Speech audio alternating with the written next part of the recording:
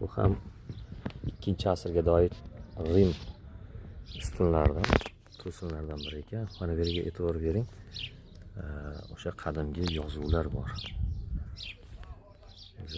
Lotin yozuvi deyiladi. Bilasiz, Rimda davlat tili lotin tili bo'lgan. Shu sababli yozuvi ham lotin yozuvida. Lotincha harflar.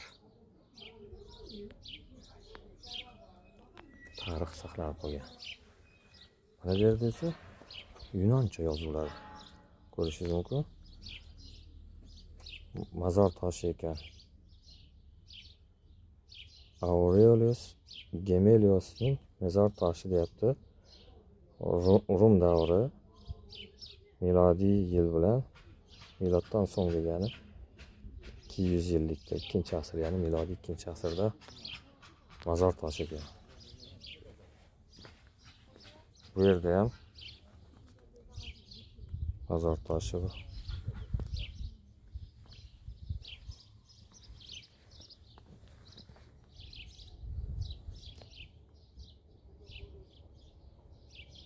Demak, Sios Demagorusning mezor toshi ekan.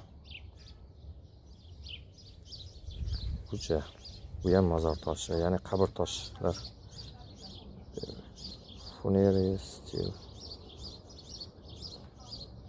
Froms degan insonda qabr toshi ekan.